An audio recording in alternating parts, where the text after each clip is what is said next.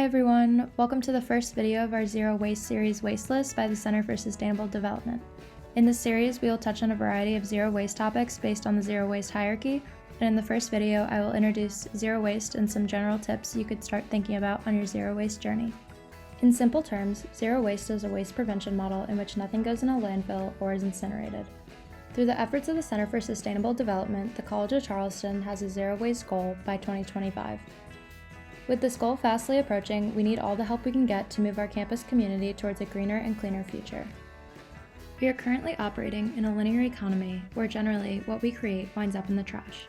The average American throws away 4.5 pounds of trash per day, and in 2019, the College of Charleston created nearly 1.2 million pounds of trash. However, it doesn't stop at the trash can, as there's no such place as away. These items wind up piling in the land and ocean. It is completely impractical and unsustainable to continue business as usual, and our destruction and misuse of our natural resources has put humanity as well as millions of other species on track for extinction.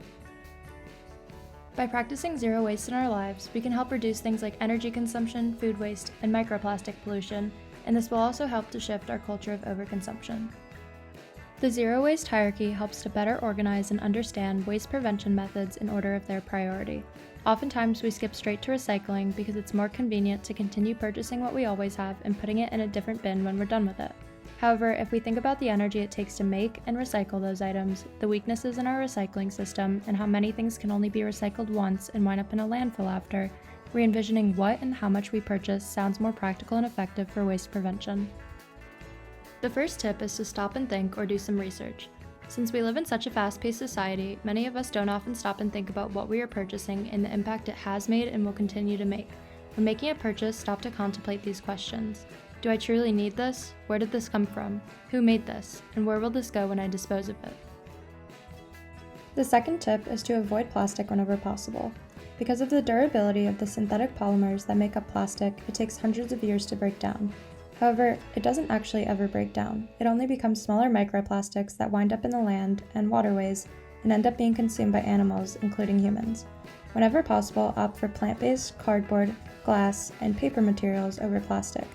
However, remember that these materials still take a lot of energy and resources to make, so opt for reusable versions whenever possible. Remember, this doesn't have to mean spending tons of money on new green alternatives. Try getting creative with what you have.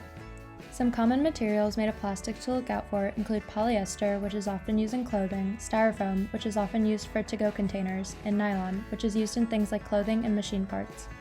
Finally, in your zero waste journey, it is important to remember that the way society is operating at the moment makes it nearly impossible to be 100% zero waste, especially living in a city. Focus on what is practically possible for you to implement in your own life, and remind yourself that imperfection is inevitable. And that concludes the first video of the series.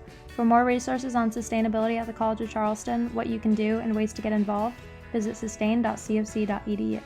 And for more information on sustainability efforts in Charleston, visit charleston-sc.gov. And stay tuned for more videos.